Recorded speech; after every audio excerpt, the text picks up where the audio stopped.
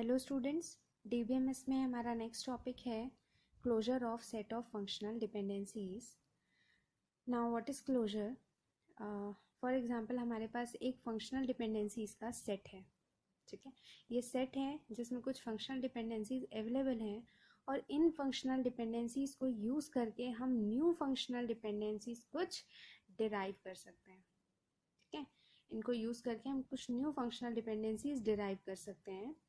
सो वो डिराइव्ड वाली functional dependencies और ये सारी फंक्शनल डिपेंडेंसीज, इन सारी डिपेंडेंसीज को मिला के एक सेट जो बनता है that is known as closure, ठीक है।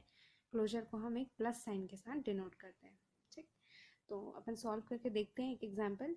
हमारे पास एक रिलेशन अवेलेबल है ABCGHI, इतने रिलेशंस हमारे पास अवेलेबल थे, उनसे ये कुछ डिपेंडेंसीज बने हैं और इन डिपेंडेंसीज को देखते हैं हम इनसे क्या क्या डिराइव हो सकता है। तो पहले हम ये दोनों को कंसिडर करते हैं, A determines B and A determines C।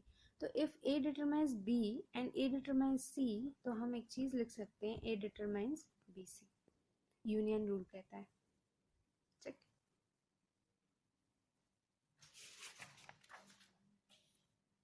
Next है, नेक्स्ट हम ये कंसिडर कर सकते हैं ये वाला डिपेंडेंसी एंड ये वाली dependency. A determines B, A determines B and B determines H, B determines H, ठीक। तो if A determines B and B determines H, तो हम डायरेक्ट कहाँ पहुँच सकते हैं? A डिटरमाइंस H पे पहुँच सकते हैं, ठीक। तो ये एक मिला, ये एक मिला। ये कौन सा रूल है? ये ट्रांजिटिविटी रूल होता है कि if alpha determines beta and beta determines gamma, तो directly alpha determines to gamma, ठीक। नेक्स्ट आते हैं हम सूडो ट्रांजिटिविटी रूल। अगर हम इन दोनों को देखें, इन दोनों डिपेंडेंसीज को देखें, तो क्या हो जाता है सूडो ट्रांजिटिविटी रूल में? If A determines C and यहाँ पे ये जो C है, इस C को हम रिप्लेस कर सकते हैं A के साथ। ये रूल होता है सूडो ट्रांजिटिविटी का। सो देखते हैं अभी क्या हो जाएगा। C की जगह पे अगर A आ गया तो यही चीज़ क्या हो जाएगी? AJ डिटरमाइंस H हो जाएगी यहाँ पे।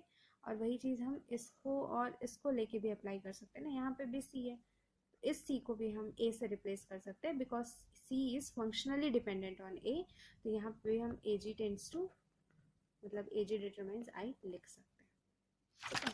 तो इतने टाइप की न्यू फंक्शनल डिपेंडेंसीज हम डिराइव कर सकते हैं, ये 4, ठीक है। तो वही चीज़ जब हमको F का क्लोजर लिखना होगा तो हम क्या लिखेंगे? जितने ये डिपेंडेंसीज हैं वो तो सारे के सारे आएंगे। A tends to B, A determines C, CG determines H, CG determines I, B determines H। इतने तो दिए हुए थे। अब हमने डिराइव क्या क्या किया है? A determines B से डिराइव किया है, A determines H डिराइव किया है, और AJ determines H डिराइव किया है, और AJ determines I डिराइव किया है। इतनी डिपेंडेंसीज हमने डिराइव करी है। तो जितने हमने डिराइव किए हैं एंड जो डिपेंडेंसीज अवेलेबल थे, तो F क्लोजर के अंदर वो सारे के सारे आते हैं। Now this is closure of functional dependencies set. अब ये फंक्शनल डिपेंडेंसीज के सेट का क्लोजर था। अब नेक्स्ट हमको देखना है सेट ऑफ एट्रीब्यूट्स रहें। अगर वो सेट ऑफ फंक्शनल डिपेंडेंसीज ना हो, सेट ऑफ एट्रीब्यूट्स रहें, तो उस कंडीशन में क्लोजर कैसे निकालते हैं? तो यहाँ पे हमारे पास रिलेशन दिया हुआ है ABCD। यहाँ पे 3 डिपेंडेंसीज दिए अवेलेबल हैं, एक एक करके देखते हैं। ए का क्लोजर अगर हमको निकालना है तो क्या होगा? कभी भी जिसका क्लोजर निकाल रहे हैं ना, जिस एट्रीब्यूट का, वो एट्रीब्यूट तो बिलोंग करेगा ही करेगा, ठीक है, उस क्लोजर में। साथ ही साथ में अब देखते हैं A डिटरमाइंस B, तो यहाँ पे B भी आ जाएगा। A क्या डिटरमाइन कर सकता है, तो वो लिखते हैं। और B आ गया, क्योंकि यहाँ B आ गया तो हमको अब ये भी देखना है कि B किसको डिटरमाइन कर रहा है? D को। तो हम यहाँ पे D लिख सकते हैं। अब D किसी को तो डिटरमाइन नहीं कर रहा है, नहीं कर रहा है। C डिटरमाइन कर रहा है B को, लेकिन C यहाँ पे कोई वैल्यू अवेलेबल नहीं है, तो हम C को कंसिडर नहीं कर सकते। मतलब एक एक क्लोजर के लिए इसका कोई काम नहीं है। अब यहाँ पे B का क्लोजर देखते हैं। B के क्लोजर में B तो आएगा ही आएगा, और B किसको डिटरमाइन कर रहा है? D को, तो D आएगा। और B और D से रिलेटेड यहाँ पे और कुछ नहीं है, तो छोड़ देना है। C का क्लोजर निकालेंगे तो C तो आएगा ही आएगा। C किसको डिटरमाइन कर रहा है? B को, तो B मिल जाएगा। B को डिटरमाइन करने वाला भी स्टेटमेंट है ना, तो डी निकल जाएगा। अब ए का यहाँ पे कोई वैल्यू नहीं है तो ए को हम नहीं कंसिडर कर सकते। ठीक, तो ऐसे फाइंड आउट करते हैं क्लोजर एट्रीब्यूट्स का। अब कुछ एग्जांपल देखते हैं थोड़ा सा। यहाँ पे रिलेशन अवेलेबल है, ये 3 डिपेंडेंसीज है। अगर मैं यहाँ पे ए का क्लोजर निकालना चाहूँ तो क्या होगा, कायदे से ए होगा और ए किसको डिटरमाइन कर रहा है, बी को, तो बी लिख सकते हैं। मतलब क्लोजर जिसका निकाल रहे हैं वो खुद तो होता ही है और साथ में वो किसको डिटरमाइन कर रहा है, बी। अब बी डिटरमाइन कर रहा है किसी को नहीं, यहाँ पे बी जरूर है लेकिन वो बी सी है, नॉट बी। अगर यहाँ सिंगल बी होता तो हम इस डी को यहाँ लिख लेते कि बी तो डी को डिटरमाइन कर रहा है, लेकिन फिलहाल यहाँ पे बी सी है और यहाँ पे सी का कोई रोल ही नहीं, मतलब यहाँ सी की वैल्यू अवेलेबल नहीं है, तो हम बी सी के साथ वाला डी नहीं लिख सकते। एक क्लोजर फिलहाल इतना ही होगा। हाँ, एक केस है कि हम ए सी का क्लोजर अगर निकालें, हम अगर ए सी का क्लोजर निकालते हैं तो उस केस में क्या होगा, ए और सी तो होंगे ही होंगे, साथ में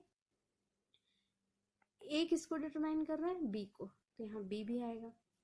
अब यहाँ पे बी और सी दोनों हो गए ना, तो अपन ये वाला कंसिडर कर सकते हैं कि बी और सी दोनों है अपने पास, तो वो किसको डिटरमाइन कर रहे हैं, डी को, तो डी भी आ जाएगा अपने पास। और यहाँ पे क्योंकि जी आ जाता है तो हम इसलिए रिलेशन कंसिडर नहीं करते, तो ए सी का क्लोजर ये निकलेगा। ठीक है, और आते हैं यहाँ पे नेक्स्ट। यहाँ पे अपन बी का क्लोजर अगर निकालें तो क्या निकलेगा, खुद बी तो निकलेगा ही निकलेगा, खुद बी रहेगा, साथ में बी किसको डिटरमाइन कर रहा है, डी को, तो हमको डी भी लिखना है। अब डी किसी को डिटरमाइन कर रहा है क्या, नहीं, तो हमारे पास बी डी बेस्ट क्लोजर रहेगा। वैसे ही यहाँ पे अगर हमको किसी का भी निकाल लें, हम अगर मान लो ई का क्लोजर निकालते हैं, ई का क्लोजर निकालेंगे तो ई खुद तो अवेलेबल रहेगा और साथ ही में ई किसको डिटरमाइन कर रहा है, ए को, तो हमको ए भी लिखना है। अब ए किसको डिटरमाइन कर रहा है, बी सी को, तो हमको बी सी भी लिखना है। ठीक है, अब क्योंकि हमारे पास बी है तो हम इस बी को भी कंसिडर करेंगे, तो बी डिटरमाइन करेगा डी को, तो हमको डी भी लिखना है।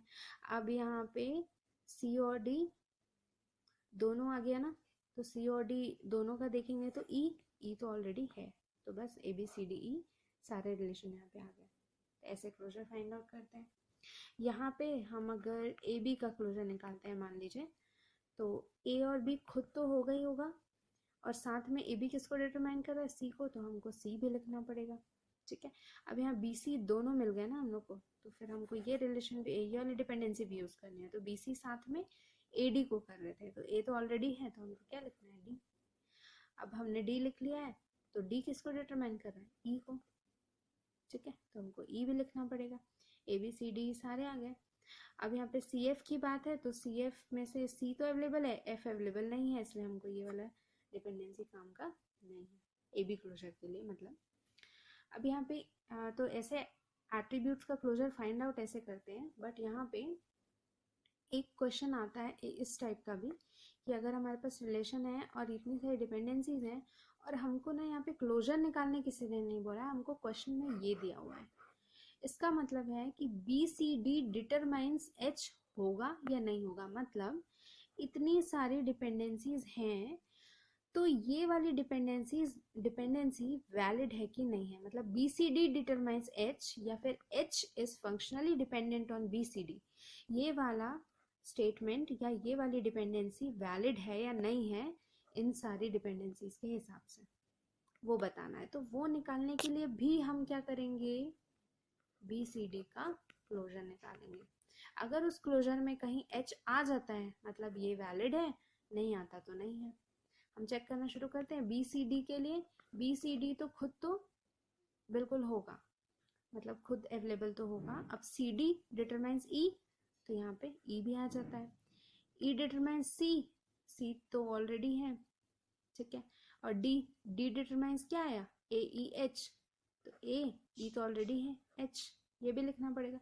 तो जैसे ही यहाँ पे एच आया, हमको बाकी रिलेशंस को बाकी डिपेंडेंसीज को चेक करने की ज़रूरत ही नहीं है। बाकी एलिमेंट्स को हमारे पास एच मिल गया, मतलब इसके क्लोजर में आगे कितनी भी चीज़ें आ जाए एच तो आएगा ही आएगा। तो बी सी डी के क्लोजर में अगर एच बिलोंग करता है, इसका मतलब ये वाला जो डिपेंडेंसी है वो बिल्कुल वैलिड है, यानी कि ट्रू है।